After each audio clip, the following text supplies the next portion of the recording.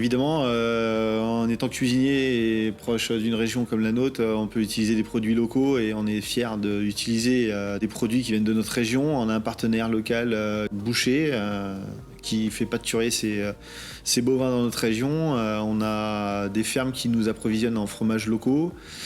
Et de savoir que nos légumes viennent de notre terre, ça donne un sens à notre travail. On est des cuisiniers de formation, donc travailler des produits sains, bruts, et les valoriser dans nos assiettes, c'est toujours bénéfique. Sur ce territoire, il y a effectivement un vrai savoir-faire en termes de production. Beaucoup de clients professionnels, restauration traditionnelle et restauration collective.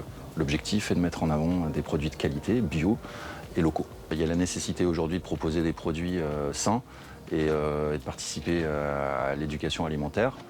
Donc c'est un marché qui se développe et qui nous demande, nous, de nous adapter et d'adapter nos cultures à ces besoins-là, qui sont des besoins importants. Tout type de produits qui sont des produits de saison, c'est le principe de l'agriculture maraîchère biologique. Nous avons mis en place au niveau du département l'accompagnement des établissements sociaux et médico-sociaux pour aider à mettre en relation les producteurs et les consommateurs. Que les cuisiniers connaissent mieux les exploitations vers chez eux qui produisent.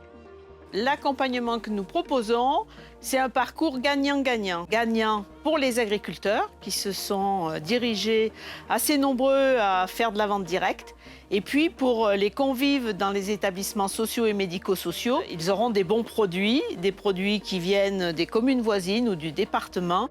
On va toucher tous les établissements publics, privés, les établissements qui accueillent des enfants, les personnes avec du handicap et puis les personnes âgées. Oui, on va vers les volontaires. L'accompagnement nous a permis de rencontrer déjà des professionnels sur les sites, donc qui sont ni plus ni moins que les fermes locales, des partenaires locaux comme du bio qu'on n'utilisait pas. Ça nous a apporté aussi un sens à notre travail. Avec les équipes, nous avons valorisé notre façon de travailler. En utilisant ces produits-là, on nous emmène sur un produit qui arrive brut, qu'il faut transformer et qu'il faut cuisiner, alors que par le passé, une collectivité utilisait des produits plus prêts à l'emploi, donc moins de transformation. La démarche avait pu être réalisée avec succès car l'employeur, l'entreprise qui a mis cette démarche en place, a mis les moyens financiers pour pouvoir réaliser ce projet en rallongeant le budget alimentaire pour pouvoir acheter ces produits bio locaux. Effectivement, ça a un coût financier plus important, mais au regard de nos résidents, on retrouve une certaine satisfaction et un bien-être, plus de couleurs dans les assiettes. C'est un rendu pour le cuisinier qui lui prépare les repas au quotidien. C'est aussi donnant-donnant, quelque part, c'est gagnant-gagnant.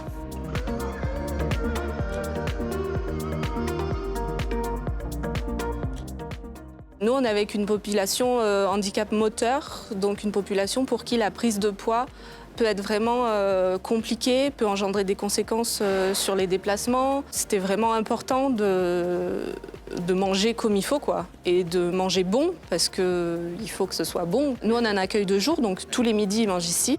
Et du coup, on aimerait que cette impulsion, que le manger mieux, arrive jusqu'à chez eux. Des craintes sur le coût.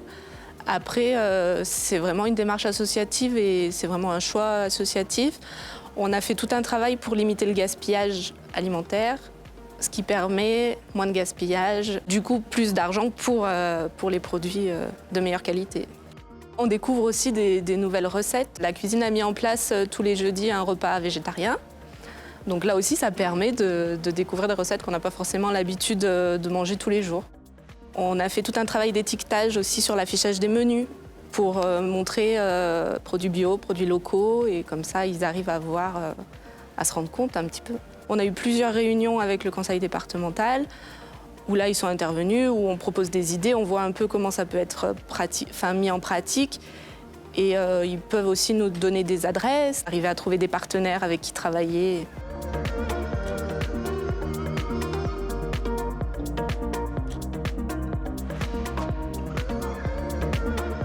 Dans dans le cadre de cet accompagnement, je participe en fait à des réunions, des formations proposées par l'ARDAB. La première que j'ai eue, c'était en 2018. On avait visité la ferme. Alors, je suis fille d'agriculteur, donc je connais un petit peu. Mais on avait visité une ferme de vaches laitières ou les petits bio. Et justement, c'était nos fournisseurs. Donc, j'ai trouvé que c'était super intéressant, même si en effet, on connaît. On voit le mode de transformation. C'était super intéressant. Après, on avait un bel échange entre les différents chefs de cuisine. Avec l'accompagnement ARDAB, en fait, je suis libre de choisir n'importe quel fournisseur. Moi, personnellement, je préfère ceux qui sont proches, surtout en plus avec les hausses d'essence, etc. Puis, on a de quoi faire dans notre région. On a besoin des agriculteurs. Ils ont bien travaillé ces dernières années, ils se sont diversifiés.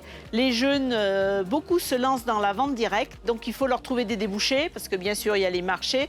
Mais bon, la restauration collective, c'est un débouché important, un débouché supplémentaire, et on essaye de mettre ça en harmonie.